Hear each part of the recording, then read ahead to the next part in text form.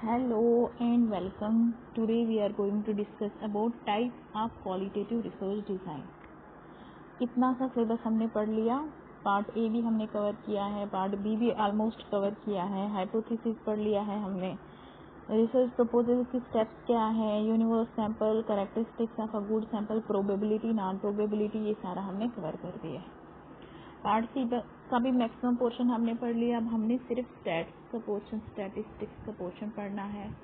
ठीक है, आज हम पढ़ेंगे क्वालिटेटिव रिसर्च डिज़ाइन की टाइप। सबसे पहले आज इस वाली क्लास में हम कवर करेंगे ग्राउंडेड थ्योरी, डिज़ाइन क्या है, उसकी टाइप्स क्या है, कैरेक्टरिस्टिक्स क्या है, डिज़ाइन क्या है, स्टेप्स क्या है ग्राउंडेड थ्योरी रिसर्च के, उसके स्ट्रेंथ्स क्या है, मतलब उसके एडवांटेजेस क्या हैं, एज वेल एज उसके डिसएडवांटेजेस क्या क्या है। ठीक है, तो स्टार्ट करते हैं। सबसे पहले क्वालिटेटिव रिसर्च डिज़ाइन आपको मैंने बहुत अच्छे से पढ़ाया है। What is the difference between the qualitative as well as quantitative research design. तो क्वालिटेटिव रिसर्च डिज़ाइन क्या होता है, जो अनस्ट्रक्चर्ड अप्रोच होती है, मतलब यहाँ पे जो डेटा होता है हमें कुछ पता नहीं होता है, कोई प्री प्लान नोशन नहीं होता है हमारे पास, पहले कोई भी प्री कंसीव्ड आइडिया नहीं होता है। जैसे जैसे हम आगे आगे बढ़ते रहते वैसे हम यहाँ थ्योरी को डेवलप करते हैं, यहाँ पे थ्योरी को हम डेवलप करते हैं, टेस्ट नहीं करते हैं। टेस्ट हम क्वांटिटेटिव रिसर्च में करते हैं। तो क्वालिटेटिव रिसर्च की अब हमने टाइप्स पढ़नी है। सबसे पहले ग्राउंडेड थ्योरी डिज़ाइन, जो कि आज हम अपनी इस क्लास में कंप्लीट करने जा रहे हैं। ग्राउंडेड थ्योरी, जो ग्राउंडेड थ्योरी डिज़ाइन है, ये जस्ट लाइक कैसे है, जस्ट लाइक जैसे मैं आपको कोरिलेट करके पढ़ाती हूँ, ये जस्ट लाइक आपका जो फंडामेंटल रिसर्च है उसके जैसा है। फंडामेंटल रिसर्च में हम थ्योरी को बनाते हैं, फंडामेंटल रिसर्च को हम फंडामेंटल जो नॉलेज है, प्रिंसिपल्स हैं, उसको जनरेट करते हैं। इसी तरह से ग्राउंडेड थ्योरी में भी हम थ्योरी को जनरेट करते हैं। ठीक है, जो ग्राउंडेड थ्योरी है ये इंट्रोड्यूस की है ग्लेसर और स्ट्रैस ने 1967 में। आप कैसे याद रखोगे, जो 1962 to 64 कौन सी कमीशन आई थी, कोठारी कमीशन आई थी। आप ऐसे याद रखना, कोठारी कमीशन जो थे, कोठारी जी थे, कोठारी जी ने गिलास हाथ में रखा, उसको बहुत ज़्यादा स्ट्रेस हुआ था। ठीक है, और 1967 में, ठीक है 1960 में, तो इंट्रोड्यूस इन दोनों ने की है, ग्लेसर और स्ट्रास ने 1967 में, क्वालिटेटिव रिसर्च को वैलिडेट करने के लिए। ये एक सिस्टमैटिक मेथडोलॉजी है। और ये टाइप किसकी है, क्वालिटेटिव रिसर्च में की टाइप है, इसलिए हम बोल सकते हैं कि हम इसको अप्लाई कर सकते हैं ओनली क्वालिटेटिव रिसर्च। ठीक है, इंडक्टिव अप्रोच का यूज़ होता है, बॉटम टू टॉप अप्रोच का यूज़ होता है, क्योंकि मैंने आपको, अगर ये क्वालिटेटिव रिसर्च की टाइप है एंड मैंने आपको ऑलरेडी बोल दिया है कि इंडक्टिव अप्रोच जो है वो किस में यूज़ होता है, क्वालिटेटिव रिसर्च में यूज़ होता है। इसके रूट जो है सोशियोलॉजी में है और सोशल साइंस में है। ये साइक्लिकल प्रोसेस होता है। इसमें हम थ्योरी को टेस्ट भी करते हैं, वहीं पे एनालाइज करेंगे, वहीं पे टेस्ट करेंगे। मैं आपको आगे समझाऊंगी डिटेल में कैसे करते हैं। फॉर एग्जाम्पल हमने देखा है किस तरह से जो यूनिवर्सिटी लेवल के बच्चे हैं वो कैसे टॉप करते हैं। तो हमने देखा है जैसे जो यूनिवर्सिटी लेवल के बच्चे हैं, 20 बच्चों को लेना है कि 20 बच्चे जो हैं हर बार वही जो 20 बच्चे हैं वो JRF कैसे कर लेते हैं। ठीक है, तो हमने उनका डेटा एनालिसिस करना, मतलब वहीं पे हम कोडिंग करेंगे, वहीं पे हम प्रोसेसिंग करेंगे, डेटा कलेक्ट करेंगे, वहीं पर हम उनकी इंटरप्रिटेशन करते हैं। ठीक है, जो क्वालिटेटिव रिसर्च होता है उसमें हम डेटा को जब कलेक्ट करते हैं उसी टाइम पे डेटा की एनालिसिस करते हैं। ठीक है, यहाँ पे जो ग्राउंडेड थ्योरी है ना, इससे हम मीनिंग को क्रिएट करते हैं, मतलब ये प्रोसेस से रिलेटेड होती है। As I already told you कि जो क्वालिटेटिव रिसर्च है वो प्रोसेस पे होती है, मीनिंग पे होती है बेस। ये ग्राउंडेड थ्योरी जो है ये भी टाइप है क्वालिटेटिव रिसर्च की। दैट्स वाई हम बोल सकते हैं कि ये जो ग्राउंडेड थ्योरी है ये मीनिंग क्रिएट करती है डेटा से। यहाँ पे हमारे पास कोई भी प्री कंसीव्ड इन्फॉर्मेशन नहीं होती है, बिकॉज ये क्वालिटेटिव रिसर्च की टाइप है। और क्वालिटेटिव रिसर्च में जो हमारे पास प्रॉब्लम होती है उसका हमारे पास कोई भी प्री कंसीव्ड आइडिया, मतलब पहले से कोई जानकारी नहीं होती है, नो प्रियर इन्फॉर्मेशन। ठीक है, सिस्टमैटिक क्वालिटेटिव रिसर्च मेथडोलॉजी है सोशल साइंस की, जो फोकस करती है यहाँ पे हम थ्योरी को जनरेट करते हैं। जो डेटा होता है हमारे पास उससे क्या करते हैं, थ्योरी को जनरेट करते हैं, थ्योरी को बनाते हैं। और ये किससे रिलेटेड है, ग्राउंडेड थ्योरी, थ्योरी बिल्डिंग से रिलेटेड है, थ्योरी जनरेशन से रिलेटेड है। ठीक है, according to OP 2004 grounded theory एक ऐसा प्रोसेस है जिसमें हम कलेक्ट करते हैं क्वालिटेटिव डेटा और उसको वहीं पे एनालाइज करते हैं और कैटेगरीज बनाते हैं किसी एक पर्टिकुलर फिनोमेना को एक्सप्लेन करने के लिए। ये हम आगे डिटेल में पढ़ेंगे, कैसे हम सब कैटेगरीज बनाते हैं, कैसे हम कोर कैटेगरीज बनाते हैं, कैसे हम कोडिंग देते हैं, कैसे हम डेटा को इंटरप्रिटेशन करते हैं, हम ये आगे डिटेल में पढ़ेंगे। ठीक है, ये थ्योरी जनरेशन से रिलेटेड है। जैसा हम थ्योरी को जनरेट कर लेते हैं, डेटा को कलेक्ट करते हैं, ठीक है, और जो जो डेटा बोलेगा वैसे ही हम फैक्ट्स को डाल देते हैं। अगर आप ये क्वेश्चन करोगे, वीडियो को थोड़ा पॉज करके क्वेश्चन करना और फिर कमेंट में इसका आंसर बोल देना। While assessing the attitude of administrators towards some women empowerment program and researcher had no preconceived notion। Researcher जो है ना, उसके पास कोई भी प्रीकंसीव्ड नोशन नहीं है, मतलब पहले से प्रियर नॉलेज नहीं है। तो यहाँ पे कौन सी रिसर्च आएगी? Ethnographic research. कौन सी रिसर्च होती है? तो कल्चर की स्टडी हो गई। ग्रोनिक थ्योरी, आंसर हमारा बेस्ट क्या है? ग्रोनिक थ्योरी रिसर्च। फिनोमेनोलॉजिक रिसर्च, वो किससे रिलेटेड है? जो उन्होंने लाइव पल जिए हैं, उनके एक्सपीरियंसेस। केस स्टडी तो डेप्थ स्टडी होती है, आंसर इसका सेकंड है। ठीक है, अब हम पढ़ेंगे कैरेक्टरिस्टिक्स ऑफ ग्रोनिक थ्योरी। क्रेसवेल ने 2012 में 6 मेजर ग्रोनिक थ्योरी के कैरेक्टरिस्टिक्स बोले हैं। सबसे पहले क्या है? प्रोसेस अप्रोच है। प्रोसेस अप्रोच का मतलब क्या है? अब इनको हम आराम से समझेंगे। जैसे हमने एग्जांपल ली थी पहले कि हमने देखना है कि जो टॉप करते हैं 20 बच्चे, मतलब जो एक यूनिवर्सिटी है, फॉर एग्जाम्पल हम जम्मू यूनिवर्सिटी की बात करते हैं, ये जम्मू यूनिवर्सिटी है, जम्मू यूनिवर्सिटी की बात करते हैं कि हर बार जो टॉप करते हैं 20 जो है, मतलब हर बार इन बच्चों को टॉप 20 जो स्टूडेंट्स हैं उनको ही JRF क्यों मिलता है। ठीक है, तो हमने क्या करना है? हमने इनकी पहले सब कोडिंग करनी है। ऐसे wait a second, yes, now listen carefully. हम इनकी सब कोडिंग करेंगे। जैसे हमने देखना है, ये रोल नंबर 1 है, ये पहला वाला बच्चा है। पहले वाले बच्चे ने क्या बोला कि हम क्या करेंगे, मैं जब पढ़ता था अपने JRF के लिए, अपने नेट के लिए, तो मैं 15 आवर्स पढ़ता था। जो सेकंड वाला बच्चा है, सेकंड वाले बच्चे ने क्या बोला, जब मैं नेट के लिए पढ़ता था, JRF के लिए पढ़ता था, मैं 9 आवर्स पढ़ता था। थर्ड वाले बच्चे ने बोला कि जब मैं नेट के लिए पढ़ता था तो मैं 10 आवर्स पढ़ता था। ठीक है, देन उसके बाद जो ये फोर्थ वाला बच्चा है, इसने बोला कि जब मैं अपने नेट के लिए पढ़ता था तो मैं 15 आवर्स पढ़ता था। ठीक है, कितने आवर्स पढ़ता था? 15 आवर्स। मतलब हमने एक प्रोसेस जैसा चलाया इसको पढ़ाने, इसको कलेक्ट करने के लिए, डेटा कलेक्ट करने के लिए, इसलिए हम इसको प्रोसेस अप्रोच बोलते हैं। थ्योरेटिकल सैम्पलिंग, थ्योरेटिकल सैम्पलिंग का मतलब क्या है हम आगे पढ़ेंगे। Constant comparison. अब देखो, थ्योरेटिकल सैम्पलिंग का मतलब क्या है कि यहाँ पे हमने अब सैंपल तो बना लिया। ठीक है, मतलब यहाँ पे जो 20 हमने देखना है कि जो 20 हैं, 20 बच्चे हैं, हर बार जब यूनिवर्सिटी में JRF यही बच्चे क्यों करते हैं? तो हमने अलग अलग डिपार्टमेंट से लिया है ना। 20 बच्चे हैं, जैसे ये एजुकेशन डिपार्टमेंट का है, wait is second, I don't know what is happening with it, एक 1 मिनट, ओके। एजुकेशन का बच्चा लिया, ये हमने साइकोलॉजी का बच्चा लिया, ये हमने सोशियोलॉजी का बच्चा लिया, ये हमने किसी और डिपार्टमेंट का बच्चा लिया, for example wait is second, okay, Urdu का बच्चा लिया। ठीक है, तो फिर हमने क्या किया, ये 20 बच्चे हमने 20 के 20 ले लिए। फिर हमने क्या किया, हमने इनकी कोडिंग करनी है।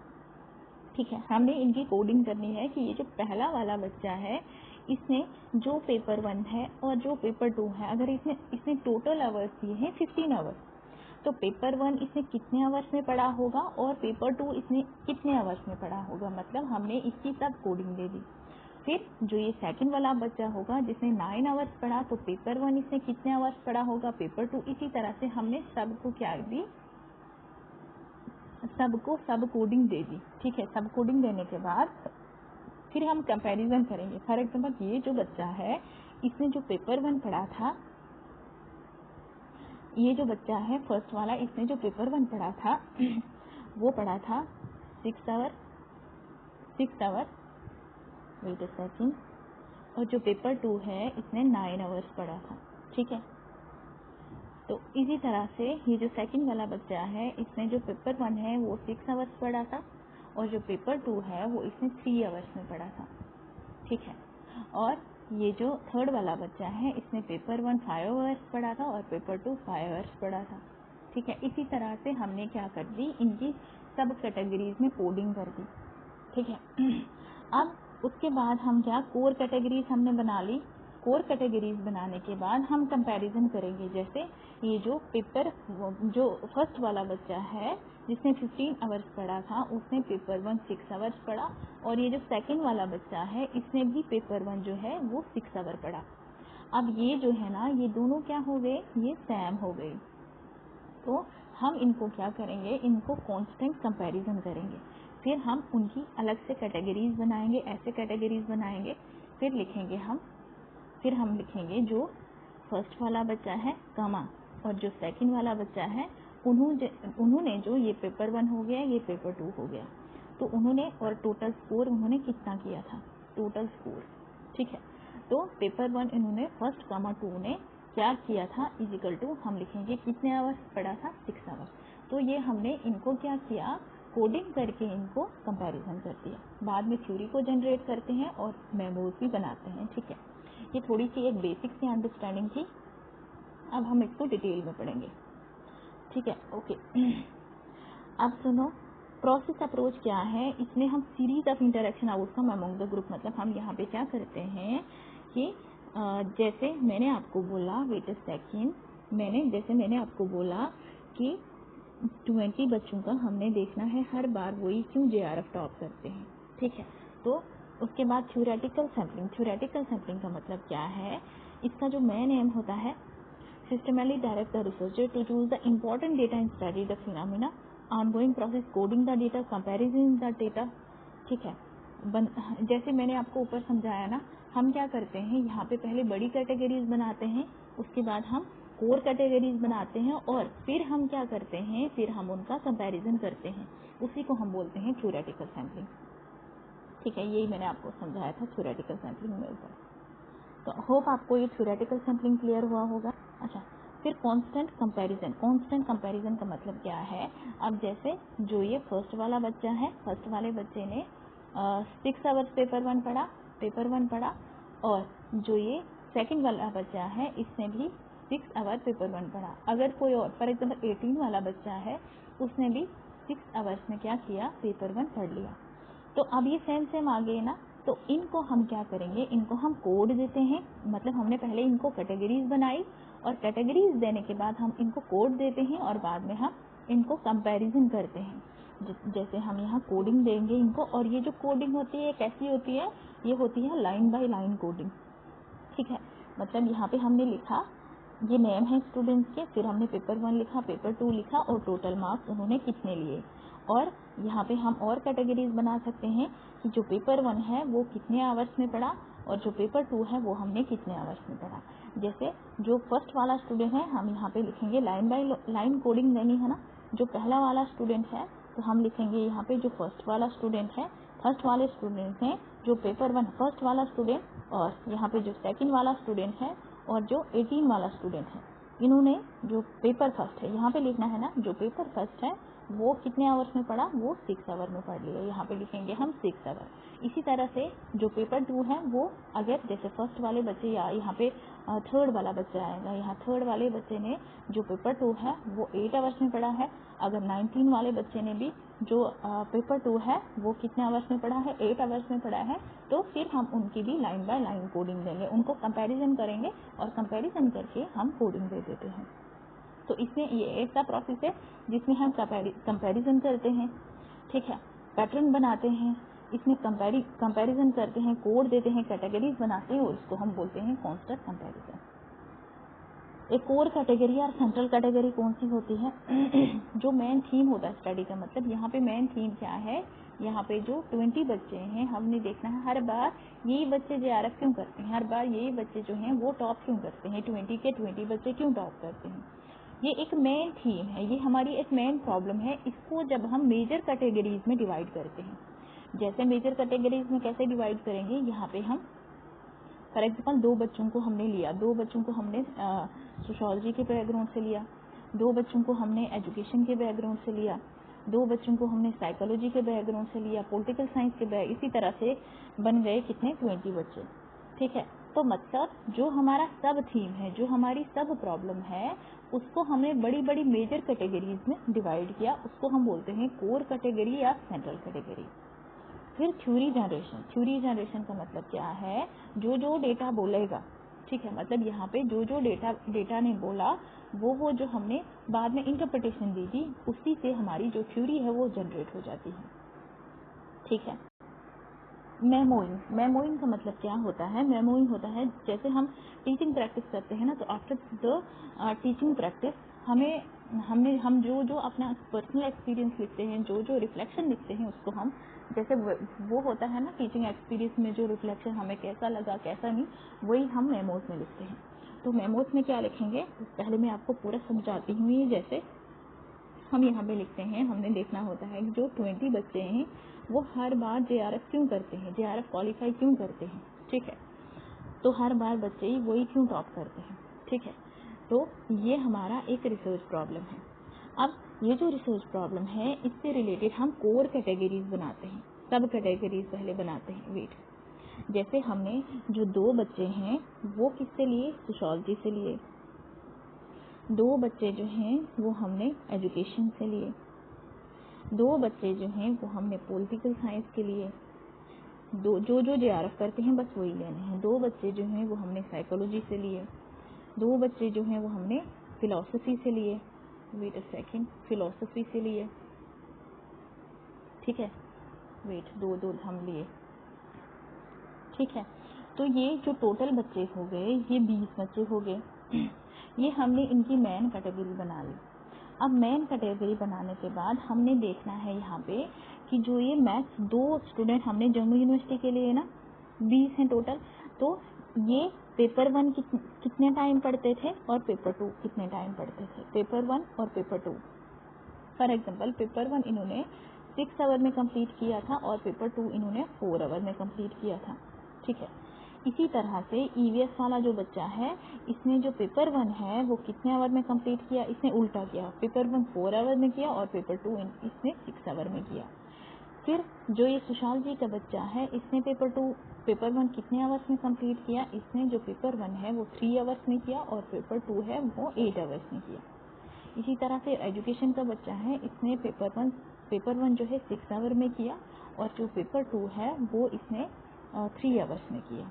पॉलिटिकल साइंस का जो बच्चा है, इसने जो पेपर 1 है वो कितने आवर्स में किया, पेपर 1 है जो इसने भी 6 आवर में किया और पेपर 2 जो है वो इसने 3 आवर्स में किया।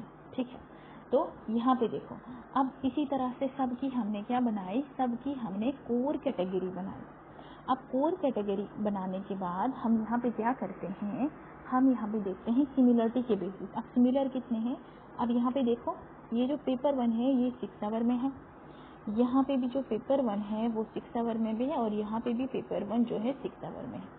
ठीक है, तो ये जो 3 हैं ये सिमिलर हो गए। ये कैसे हो गए, सेम हो गए ना। तो पेपर 2 जो है, यहाँ पे भी पेपर 2 जो है वो 3 आवर्स में दिया। वेट अ सेकंड, पेपर 2 जो यहाँ पे 3 आवर्स में और यहाँ पे भी 3 आवर्स में, मतलब यहाँ पे जो पेपर 2 वाले हैं वो कितने हैं, पेपर 2 वालों ने 3 आवर्स पढ़ा, वो 2 हैं। कितने हैं, वो 2 हैं। और जो पेपर 1 है, पेपर 1 वाले कितने हैं, 3 हैं, 6 आवर्स में जिन्होंने पढ़ा। ठीक है, तो अब हमने इनको कंपैरिजन किया। कंपैरिजन करने के बाद हम यहाँ पे क्या देते हैं, इनको कोडिंग देते हैं, कंपैरिजन करते हैं। बाद में जो डेटा है ना, अब जो डेटा मैंने कंपैरिजन किया, फिर मतलब जो डेटा होगा उसको मैं अपनी लैंग्वेज में लिखूंगी। कि जैसे मैं लिखूंगी कि मैंने 20 JRF के बच्चे लिए, वो जम्मू यूनिवर्सिटी से लिए, फिर मैंने इनको कोर कैटेगरी सब कैटेगरीज में डिवाइड किया, कोर कैटेगरीज में डिवाइड किया, फिर ये डेटा निकला, फिर मैंने इनको कंपैरिजन किया, फिर लाइन बाय लाइन कोडिंग दी। मतलब पूरी एक इंटरप्रिटेशन में अपनी लैंग्वेज में लिखूंगी। बट मेरा पर्सनल ओपिनियन क्या कहता है वो नहीं चलेगा। जो डेटा है, जो डेटा नहीं बोला बस उसी को हम बोलते हैं, मतलब जो पूरा रिकॉर्ड है, ठीक है, तो उसी को हम बोलते हैं थ्योरेटिकल मोमोज। तो एनालिटिकल मोमोज का मतलब क्या है, जब यहाँ पे कोडिंग देते हैं, राइटिंग लिखते हैं, ठीक है, इसमें जो भी रिकॉर्ड निकलता है उसको हम बोलते हैं, क्या बोलते हैं, मेमोरी। ठीक है, अब इसके स्टेप्स हैं। सबसे पहले steps of grounded theory of research क्या है। स्टेप 1 क्या है, पहले हम स्यूटेबिलिटी चेक करते हैं। स्यूटेबिलिटी मतलब देखते हैं कि ये जो मेरी पर्टिकुलर प्रॉब्लम है, इसमें क्या क्वांटिटेटिव रिसर्च का यूज़ होगा, सूटेबल कौन सी रिसर्च आएगी।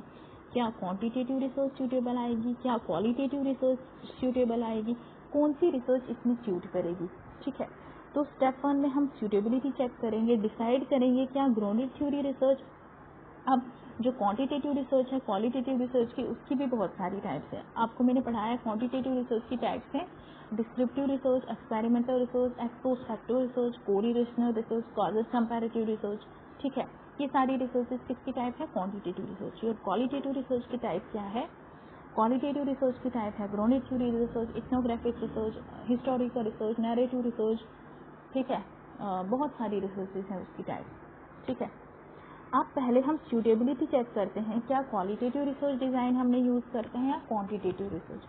अब हमें पता चल गया कि क्वालिटेटिव रिसर्च हमने यूज़ करना है। अब क्वालिटेटिव रिसर्च में भी बहुत सारी टाइप्स है। अब हमने देखा कि हमने थ्योरी को यहाँ जनरेट करना है, थ्योरी को बनाना है, नई थ्योरी इमर्ज करनी है। तो हमने यहाँ पे देखा कि जो ग्राउंडेड थ्योरी है, जीटी हो गया ग्राउंडेड थ्योरी, ये हमारी रिसर्च प्रॉब्लम के लिए सूटेबल है। स्टेप 1 तो हो गया। अब हमें पता चल गया ग्राउंडेड थ्योरी रिसर्च डिज़ाइन है। फिर हम देखते हैं हमारे लिए फिजिबल होता है कॉन्वीनियंट। कॉन्वीनियंट का मतलब है आसान, मतलब हमारे लिए इजीएस्ट कौन सा है, कॉन्वीनियंट कौन सा है। जैसे मैं जम्मू में रहती हूँ, तो हमने जम्मू यूनिवर्सिटी के बच्चों की स्टडी करनी है, तो मैं क्यों दिल्ली जाऊँगी, मैं जम्मू, मतलब मैंने देखा कि जम्मू यूनिवर्सिटी के जो बच्चे हैं मैं उनके ऊपर स्टडी करूँगी। अब ये जब मैंने सोचा, तो सोचने के बाद मैंने उनसे अप्रूवल ले लिया। फॉर एग्जाम्पल मैं जम्मू यूनिवर्सिटी में गई, तो मैंने उनसे अप्रूवल, और अप्रूवल का मतलब क्या है, यहाँ पे मैंने उनसे परमिशन ली। मैं जम्मू यूनिवर्सिटी के 20 बच्चों पे स्टडी करना चाहती हूँ जो अलग अलग डिपार्टमेंट के हैं, कि हर बार वो JRF क्यों वही बच्चे करते हैं, 20 टॉप बच्चे क्यों आते हैं यूनिवर्सिटी में। तो क्या मुझे परमिशन है कि मैं आपकी यूनिवर्सिटी में ये कर सकती हूँ, रिसर्च कर सकती हूँ। उन्होंने यस बोल दिया। ठीक है, मतलब मैंने अप्रूवल और परमिशन ले ली। उसके बाद थ्योरेटिकल सैम्पलिंग। थ्योरेटिकल सैम्पलिंग का मतलब क्या है, अब यहाँ पे मैं क्या करूँगी, अब जब उन्होंने परमिशन दे दी, तो मैंने यहाँ से 20 टॉप बच्चे जो JRF करते हैं उनको ले लिया। ठीक है, जब मैंने उनको ले लिया, फिर मैं क्या करूँगी, उनकी कोडिंग करूँगी। ठीक है, अब यहाँ पे पहले मैं उनको सब कैटेगरीज में डिवाइड करूँगी। फॉर एग्जाम्पल मैंने उनको कितनों को लिया, 5 को लिए। 5 बच्चे मैंने साइकोलॉजी से लिए, 5 बच्चे मैंने एजुकेशन से लिए, 5 बच्चे मैंने सोशोलॉजी से ले लिए, और 5 बच्चे मैंने साइकोलॉजी से ले लिए। डिपार्टमेंट से, अलग अलग डिपार्टमेंट होते हैं ना, तो कितने हो गए, 20 हो, टोटल बच्चे 20 हो गए।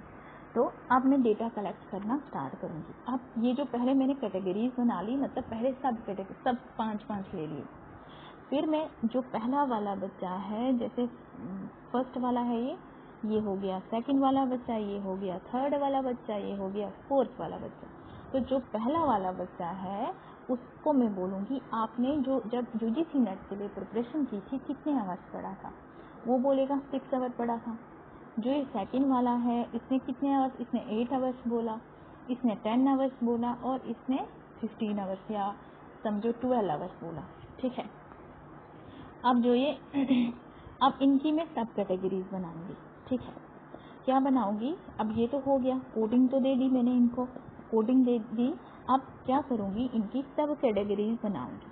सब कैटेगरीज में क्या आता है, जैसे जो फर्स्ट वाला बच्चा है इसने 6 आवर्स पढ़ा था, मैं इसको पूछूंगी पेपर 1 कितने आवर्स पढ़ा था और पेपर 2 कितने आवर्स पढ़ा था। इसी तरह से जो सेकंड वाला बच्चा है, पेपर 1 कितने आवर्स पढ़ा था, पेपर 2 कितने आवर्स पढ़ा था। ठीक है, इसी तरह से जो थर्ड वाला बच्चा है, पेपर 1 कितने आवर्स पढ़ा था और पेपर 2 कितने आवर्स पढ़ा था। ठीक है, सबको ऐसे ही कैटेगरीज देनी है। तो थ्योरेटिकल सैम्पलिंग एक ऐसा प्रोसेस होता है डेटा कलेक्शन का जिसमें हम थ्योरी को जनरेट करते हैं। यहाँ पे हम जैसे जैसे हमने डेटा को कलेक्ट किया ना, जॉइंटली, मतलब साथ साथ में, जैसे मैं डेटा को कलेक्ट करूँगी उसी टाइम में डेटा को एनालिसिस करती है। क्वांटिटेटिव रिसर्च में ऐसा नहीं होता है। क्वांटिटेटिव रिसर्च में पहले हम डेटा को कलेक्ट करते हैं, उसके बाद हम डेटा की स्कोरिंग करते हैं, स्कोरिंग के बाद हम एक्सेल शीट पे चढ़ाते हैं, बाद में फिर SPSS पे सॉफ्टवेयर होता है। ठीक है, statistical package for social science SPSS software पे चढ़ाते हैं, फिर हम बाद में डेटा को एनालाइज करते हैं। बट जो क्वालिटेटिव रिसर्च है उसमें हम उसी टाइम डेटा को कलेक्ट भी करते हैं और डेटा को एनालाइज भी करते हैं।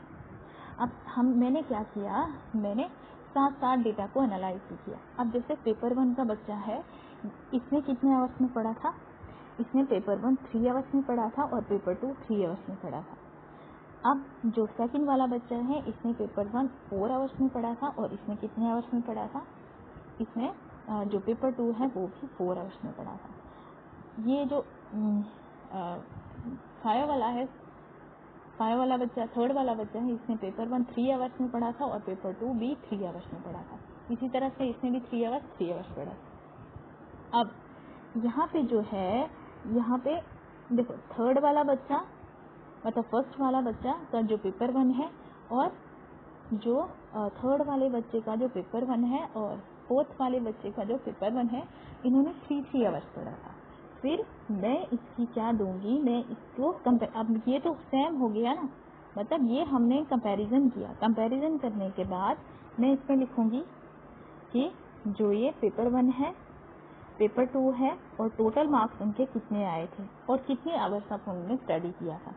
पेपर 1 कितने आवर्स किया था स्टडी और पेपर 2 कितने आवर्स स्टडी किया था।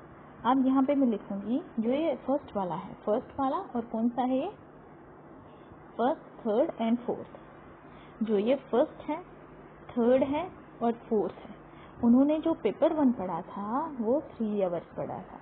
इसी तरह से जो सिमिलर है, हम उनको लाइन बाय लाइन कंपैरिजन करके कोडिंग देंगे और जो डेटा बाद में निकलेगा, जो भी डेटा निकलेगा उसकी हम इंटरप्रिटेशन देंगे और उस इंटरप्रिटेशन को हम मेमोइंग बोलते हैं, ठीक है। और डिसाइड करते हैं डेटा को कलेक्ट किया, ठीक है। उसके बाद थ्योरी इमर्ज हो जाती है। ये है आपका थ्योरेटिकल सैम्पलिंग। उसके बाद थ्योरेटिकल सैम्पलिंग के बाद हम कोडिंग देते हैं। मैंने आपको बोल दिया, कोडिंग देने के बाद हम यूज़ करते हैं सेलेक्टिव कोडिंग और डेवलप करते हैं थ्योरी को। और तब तक हम डेटा को कलेक्ट करते रहेंगे जब तक ना, मतलब कोई सेम डेटा जब तक नहीं आएगा। सैचुरेटेड का मतलब क्या है, मतलब तब तक हमने डेटा को कलेक्ट करते रहना है जब तक ना कोई सेम डेटा आएगा। जैसे यहाँ पे सेम डेटा आ गया ना, पेपर 1 वाला इसने 3 पढ़ लिया, इसके पेपर 2 वाला जो है ये भी 3, ये भी 3, मतलब ये सेम हो गए। फिर हम इनको ऐसे ही कंपैरिजन करके लाइन बाय लाइन कोडिंग दे देंगे। बट हम ये प्रोसेस तब तक करते रहेंगे, कंटिन्यू तब तक करते रहेंगे जब तक ना पूरी तरह से कोई नया डेटा जो है, मतलब हमें सेम नहीं मिलेगा। उसको हम बोलते हैं सेलेक्टिव कोडिंग। उसके बाद जो 7 वाला स्टेप है, इसमें हम वैलिडेट करते हैं इमर्जिंग थ्योरी को। वैलिडेट का मतलब क्या है, वैलिडेट इमर्जिंग थ्योरी मतलब हम यहाँ वैलिडिटी देखते हैं, मतलब जो हमने रिसर्च किया उसकी अब हम वैलिडिटी चेक करेंगे, ठीक है। मतलब यहाँ पे तो कोई जो नया डेटा है वो सेम नहीं आया, वो अब अलग अलग आ रहा है। मतलब हमारी जो थ्योरी है वो बन गई, हमें पता चल गया कि जो टॉप बच्चे हैं वो कैसे करते हैं, ठीक है, कितने आवर्स पढ़ना पड़ता है। फिर हम थ्योरी को वैलिडेट करने के लिए, वेरीफाई करने के लिए हम क्या करेंगे, जैसे ये रिसर्च जो है वो हमने जम्मू यूनिवर्सिटी में की थी, फिर हम यही जो सेम रिसर्च है अपनी थ्योरी को, अपनी जो रिसर्च है उसको वैलिडेट करने के लिए हम कश्मीर यूनिवर्सिटी या दिल्ली यूनिवर्सिटी में जाएंगे। वहाँ पे भी हम टॉप बच्चे जो 20 बच्चे हैं, अगर हमें सेम रिजल्ट मिला जैसे हमें जम्मू यूनिवर्सिटी में मिला था, अगर वही सेम रिजल्ट हमें दिल्ली यूनिवर्सिटी या कश्मीर यूनिवर्सिटी में मिलेगा, हम क्या समझेंगे, हम यही समझेंगे कि जो हमारी थ्योरी है वो वैलिडेट हो गई है, हमारी थ्योरी में वैलिडिटी है। बाद में हम जो ग्राउंडेड थ्योरी रिसर्च है उसकी रिपोर्ट लिख लेते हैं। ये है आपके स्टेप्स, ठीक है। Identify the sequencing in generating a theory. Grounded theory से क्या क्या सीक्वेंस है। सबसे पहले हम क्या करते हैं, सबसे पहले थ्योरी को हम लास्ट पे वेरीफाई करेंगे। देखो ये तो है आपका ई तो आएगा लास्ट में, ये तो लास्ट में ही हर कहीं, यहाँ भी, ठीक है। थ्योरी तो हमने कर लिया। पहले हम सैम्पलिंग, हम तो पहले हमारे पास प्रॉब्लम होती है बट यहाँ पे दिया ही नहीं है, तो सबसे पहले सैम्पलिंग डिज़ाइन डेटा को कलेक्ट करेंगे। बी आएगा, यहाँ नहीं है, यहाँ नहीं है, यहाँ नहीं है, आंसर मिल गया। बी के बाद हम कोडिंग देते हैं। कोडिंग देने के बाद हम क्या करते हैं, कैटेगरीज बनाते हैं, कंपैरिजन करते हैं। कंपैरिजन करने के बाद हम कोर वेरिएबल्स बनाते हैं जब तक ना डेटा खत्म हो जाए, और लास्ट में हमारा क्या होता है, वेरिफिकेशन। फिर आता है टाइप्स ऑफ ग्राउंडेड थ्योरी। क्रेसल ने 2012 में 3 टाइप्स ऑफ ग्राउंडेड थ्योरी बताए हैं। 3 टाइप्स कौन, इमर्जिंग डिज़ाइन हो गया, सिस्टमैटिक डिज़ाइन और कॉन्स्ट्रक्टिव डिज़ाइन। तो इमर्जेंट डिज़ाइन में क्या है, ये किससे बेस है, जो ग्लेसर और स्ट्रेस ने 1967 में एक बुक लिखी थी डिस्कवरी ऑफ ग्राउंडेड थ्योरी, उससे बेस है। इन्होंने क्या कहा कि ग्राउंडेड थ्योरी को हम क्या बोलेंगे कि ये थ्योरी जनरेशन से रिलेटेड है, मतलब यहाँ पे हम थ्योरी को जनरेट करते हैं, ठीक है। यहाँ पे लिटरेचर को रिव्यू नहीं किया जाता है क्योंकि क्वालिटेटिव रिसर्च की टाइप है और क्वालिटेटिव रिसर्च में हमारे पास पहले से कोई आइडिया नहीं होता है, प्रीवियस रिसर्चेस कोई भी नहीं हो चुकी होती है, इसलिए हम यहाँ पे लिटरेचर रिव्यू का यूज़ नहीं करते हैं, ठीक है। और यहाँ पे बायसनेस हो सकती है। डेटा हम कलेक्ट करते हैं सब कुछ उसमें डेटा में हम डेप्थ में जाते हैं, इमर्स में जाते हैं, उसमें सब कुछ ले लेते हैं। रियल वर्ड से रिलेटेड सूटेबल होती है। और यहाँ पे हम इमर्जेंट डिज़ाइन का मतलब क्या है, थ्योरी को हम डिज़ाइन करते हैं जो मतलब थ्योरी को इमर्ज करेंगे, यहाँ पे हम थ्योरी को डेवलप करते हैं, ठीक है। देन आता है सिस्टमैटिक डिज़ाइन, ये कोडिंग और स्ट्रक्चरिंग से रिलेटेड है, ठीक है। यहाँ पे हम क्या करते हैं, यहाँ पे जो भी हमने कोडिंग कर लिया ना उसको हम उनके आपस में रिलेशनशिप बनाते हैं और उनको कंपैरिजन करते हैं। इसमें 3 स्टेजेस आती हैं कोडिंग में, पहला हो गया open coding, then excel coding, then selective coding. Open coding में क्या होता है, ये पहली स्टेज होती है। यहाँ पे जो थ्योरिस्ट होता है वो कैटेगरीज बनाता है, जैसे सबसे पहले हमने देखा कि 20 बच्चे हमने JRF के ले लिए, ये डेटा हमने कलेक्ट करना है, उसके बाद उनकी सब कैटेगरीज बनाते हैं, ठीक है। तो फिर उनके बीच में हम सिमिलरिटीज देखते हैं, जैसे पेपर 1 वाले ने 3 आवर्स पढ़ा, जो फर्स्ट वाला है 18 वाले ने भी 3 आवर्स पढ़ा, उसके बाद हम क्या करेंगे, उनके उस सिमिलरिटी के बेसिस पर डेटा को कलेक्ट करते हैं, ठीक है। वही यहाँ पे बात की है कि डेटा जब कलेक्ट किया जाता है, यहाँ पे सी मतलब रिसर्चर, जो रिसर्चर होता है वो सिमिलरिटीज देखता है, डेटा जो अलग अलग पार्टिसिपेंट्स होते हैं उनके बीच में डेटा की सिमिलरिटीज देखता है। यहाँ पे लाइन बाय लाइन कोडिंग होती है, जहाँ पे जो कॉन्सेप्ट्स होते हैं, फ्रेजेस होते हैं, हाईलाइट किया जाता है, सब कैटेगरीज में भरा जाता है उनको, ये आपने डिटेल में पढ़ा है।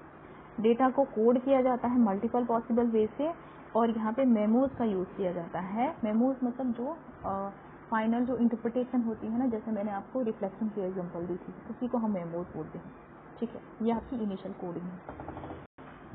सेकंड है एक्सेल कोडिंग। इसमें क्या करते हैं, एक्सेल कोडिंग में यहाँ पे जो रिसर्चर है ना वो पहले कैटेगरीज बनाएगा और फिर देखेगा, जैसे फर्स्ट वाले ने 4 आवर्स पढ़ा, 8 वाले ने भी 4 आवर्स पढ़ा, आपस उनके बीच में कंपैरिजन करके आपस में हाइपोथेटिकल रिलेशन देखेगा।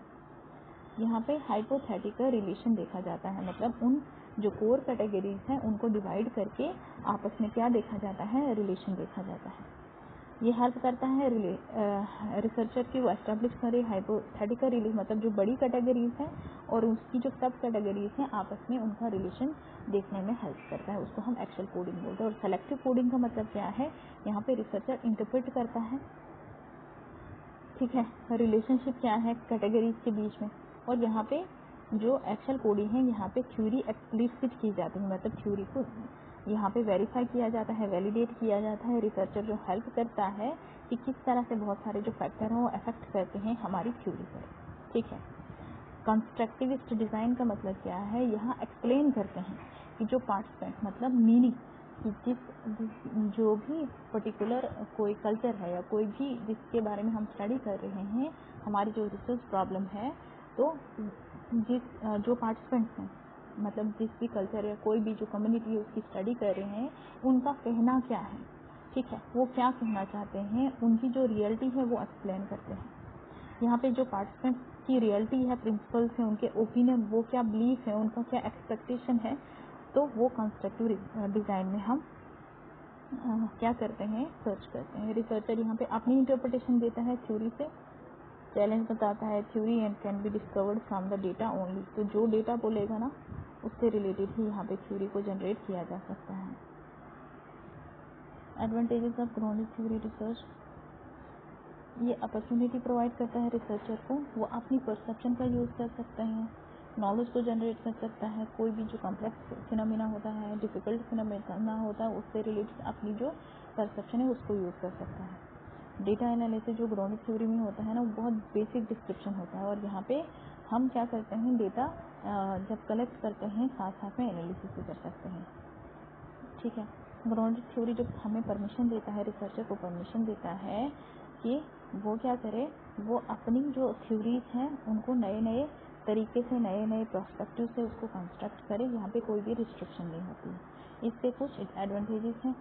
डिसएडवांटेजेस क्या क्या हैं? ये इट रिक्वायर्स एक्सपोर्ट नहीं है, एक्सपोर्ट है। इसमें एक्सपोर्ट होना चाहिए, मतलब जो बहुत ज़्यादा एक्सपोर्ट होता है ना, वही ग्राउंडेड थ्योरी रिसर्च कर सकता है, क्योंकि इसमें क्या होता है, इसमें वहीं पे हम डेटा को कलेक्ट करते हैं और वहीं पे एनालाइज करते हैं। बायसनेस यहाँ पॉसिबल है। ग्राउंडेड थ्योरी परफेक्ट नहीं होती है सारी रिसर्च क्वेश्चंस के लिए। ये इजी नहीं होता है कि it is not easy to present the final on the study. Effective तरीके से हम इसको यूज नहीं कर सकते हैं। ठीक है, तो आपने नोट्स कैसे बनाने हैं? ग्राउंडेड थ्योरी है। ग्राउंडेड थ्योरी क्या है? ये ग्लेसर और स्ट्रास ने 1967 में दी है। थ्योरी बिल्डिंग से रिलेटेड है। यहाँ पे हम इंडक्टिव अप्रोच का यूज़ करते हैं। यहाँ पे कोई प्री कंसीव्ड आइडिया नहीं है, साइक्लिकल अप्रोच है। ठीक है, थ्योरेटिकल सैचुरेशन इसमें होता है, थ्योरेटिकल सैचुरेशन इसमें होता है। ठीक है, मेमोज इसमें होते हैं, प्रोसेस पे बेस है। टाइप है क्वालिटेटिव रिसर्च की। टाइप किसकी है? क्वालिटेटिव रिसर्च की टाइप है। तो ये सारी चीज़ें आपने याद रखनी है। ठीक है, ओके।